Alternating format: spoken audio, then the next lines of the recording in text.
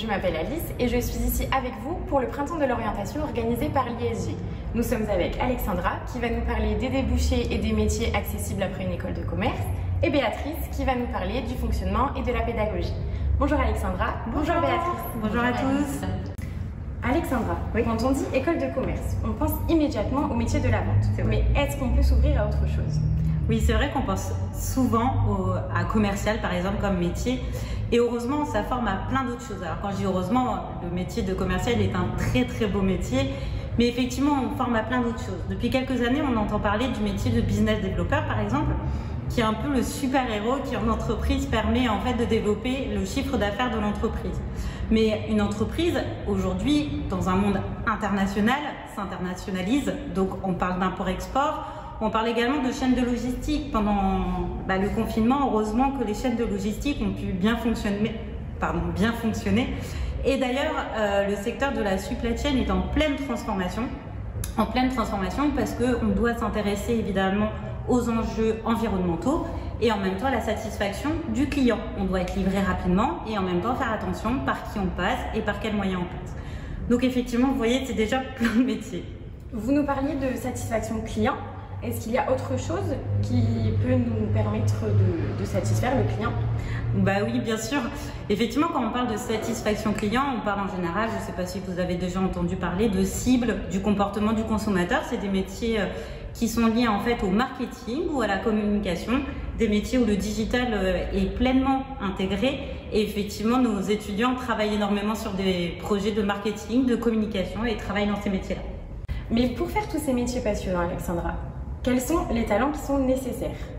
Alors aujourd'hui, on a des étudiants qui sont curieux, ils sont créatifs, ils sont passionnés, ils sont impliqués, ils sont ouverts sur les autres et sur le monde tout simplement. Et si on est plutôt matheux, qu'on aime analyser les chiffres, est-ce que l'école de commerce est faite pour nous? Mais bien sûr, heureusement d'ailleurs qu'on a encore des profils matheux, comme vous dites. Pour les profils matheux, on a vraiment les métiers tournés autour de la gestion. Donc on peut également se tourner vers des métiers de contrôleur de gestion, interne, externe. Évidemment, toute la partie également de la finance de marché, comme les traders, les analystes financiers. Et puis, on a également les directeurs administratifs et financiers qu'on appelle des DAF en entreprise. Donc, on a énormément de métiers pour les matheux, comme vous dites. Merci beaucoup, Alexandra. Donc, une grande variété de métiers. On apprend beaucoup de choses en école de commerce. On a fait le tour de plusieurs domaines. Est-ce qu'il y a encore autre chose qu'on puisse apprendre en école de commerce?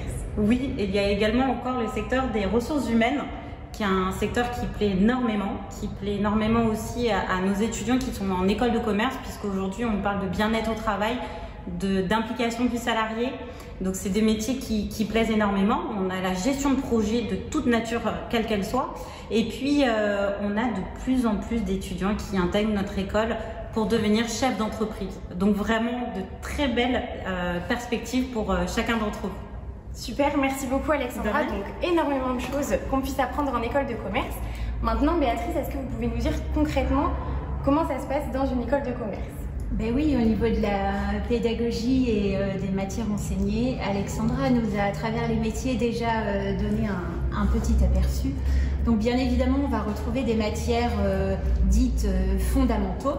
Donc de la gestion, du marketing, des nouvelles matières que les lycéens ne connaissent pas encore, que sont aussi la comptabilité, le droit, l'économie, mais tout ça sous des formes très diverses et surtout enseignées avec des professionnels. Donc nous n'avons pas des professeurs en tant que tels, dès lors que vous êtes dans une grande école de commerce, en tous les cas pas que.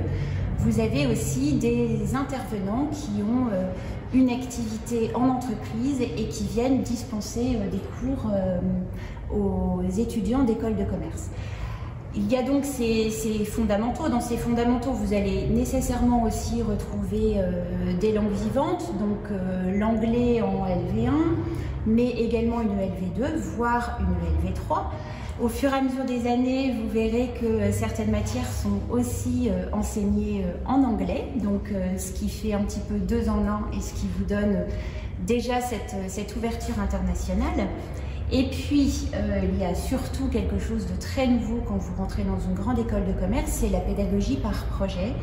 Donc, vous allez avoir des enseignements qui sont dispensés à travers des projets que vous mènerez en équipe et qui sont issus de cas réels d'entreprise, qui va vous donner tout de suite une prise concrète avec les situations concrètes d'entreprise. Bien évidemment, toute cette pédagogie, autour de toute cette pédagogie, on va retrouver énormément de conférences, il y aura des stages, vous êtes accompagnés dans toutes ces dimensions puisque vous êtes encore en école. Donc voilà, on n'est pas livré à...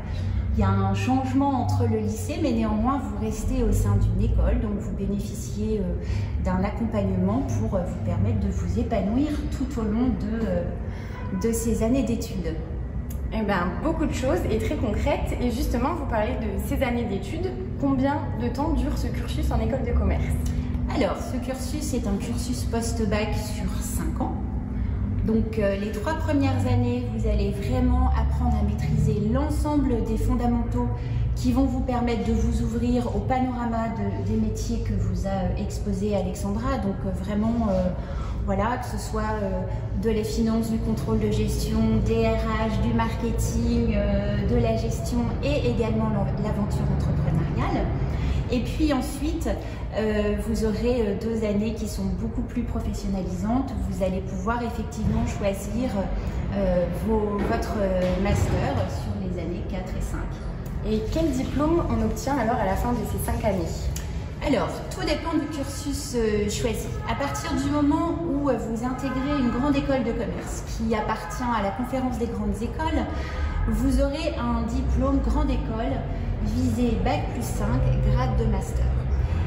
Si l'école de commerce n'appartient pas à la conférence des grandes écoles, à ce moment-là, vous aurez un titre certifié selon le cursus choisi. Ce qui est important de savoir aussi, c'est que dans les cursus, vous pouvez aussi choisir une année complète à l'international et dans ce cadre, vous aurez également le double diplôme de l'école partenaire.